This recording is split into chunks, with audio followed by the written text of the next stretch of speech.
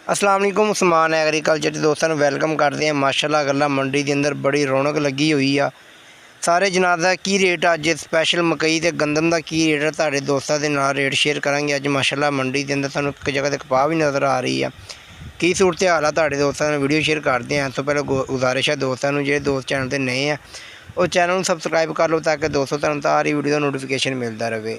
माशाल्लाह अज सरों की आप गल करते हैं। माशाल्लाह दोस्तों अज जी सरों आ 5700 तो लैके 6150 रुपए तक फरोख्त हुई है। अगर आप गल करते हैं तिल तिली अंदर भी माशाल्लाह बड़ी बेहतरी आ रही है। पहले दिन इस वक्त पहले 13000 रुपए फरोख्त होंदी पई सी, लेकिन अज माशाल्लाह 14000 तो लैके 15500 रुपए तक फरोख्त हो रही है। माशाल्लाह तुसीं कपाह देखते पे हो चंगी ढेरी लगी पई है, लेकिन मंडी के अंदर हड़ताल वा कपाह की खरीदारी बंद कर दी गई है। अगर आप गल करिए रेट की, अज जो कपाह का रेट है 7500 तो लैके 8000 रुपये तक जी कपाह फरोख्त हो रही है। आप गल करते हैं दोस्तों मकई की। मकई माशाल्लाह मंडी के अंदर लंघन नूं जगह नहीं मिलती पई। तकरीबन हर आड़ के उत्ते तो कोई 2-2 हज़ार मन मकई पई होनी है। बाकी जो ट्राले लगे पे बाहर सड़कों के उत्ते वो लैदा।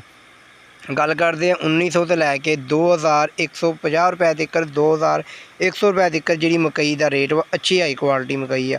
आप गल कर लगे हैं दोस्तों हुण किसान भाइयों की आन शान गंदम माशाल्लाह अज बड़ी गंदम के अंदर बेहतरी नज़र आ रही है। तकरीबन अज जी गंदम आ बिल्कुल साफ सुथरी है। मैं दोस्तों तुहानूं दस देवां गंदम मार्केट के अंदर बहुत कम मकदार के अंदर आ रही है। जी दोस्तों गंदम अज माशाल्लाह गंदम के अंदर 300 रुपये इजाफा देखने तो मिलता पाया। 2500 रुपये वाली गंदम जी अज 2500 यानी कि 2500 तो लैके 2800 रुपये तक जी गंदम फरोख्त हो रही। गंदम जी 2800 रुपया वो शोर कोट के अंदर फरोख्त हो रही है। अगर आप गल करते हैं दोस्तों मूंगी के अंदर भी माशाल्लाह बड़ी बेहतरी नज़र आई है। मूंगी वाले ने अजकल बड़ा पैसा कमाया वा, दिल खुश करके रखता मूंगी की फसल ने ऐतकी बार किसानों का। 8500 तो लैके 9200 रुपए तक माशाल्लाह जी वो मूंगी है वो फरोख्त हो रही है।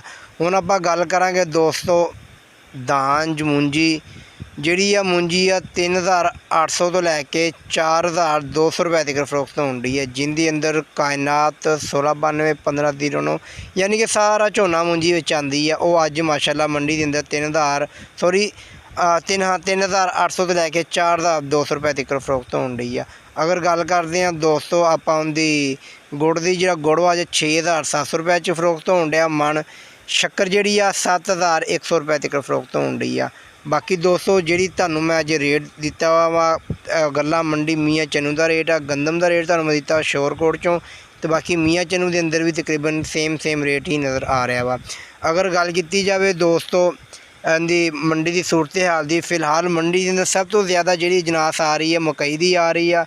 लेकिन मकई जिस तरह किसान भाई कहते सी रुल जावांगे वो हिसाब नहीं है, यानी कि 13-14-16 हिसाब नहीं है। मकई माशाल्लाह फिर भी अज यानी कि अज नहीं इस सीज़न के अंदर मकई बेहतर नज़र आ रही है। 2200 2100 2250 रुपए तक भी जी मकई है वो फरोख्त हो रही है। बाकी गल करिए अगर आरफ वाली साइड से, आरफ वाली साइड से भी मकई का माशाल्लाह बड़ा ज़्यादा रेट आ। ये थी दोस्तों तुहाडे नाल अज दा मैं रेट शेयर किया। उम्मीद है कि दोस्तों को वीडियो अच्छी लगी होगी। अगर अच्छी लगी है तो दोस्तों के नाल शेयर कर दो, तो चैनल सबसक्राइब कर दो। इंशाल्लाह कि नई वीडियो नाल आपां दोबारा मिलांगे। दोस्त अपना बहुत सारा ख्याल रखियो। अल्लाह हाफिज़।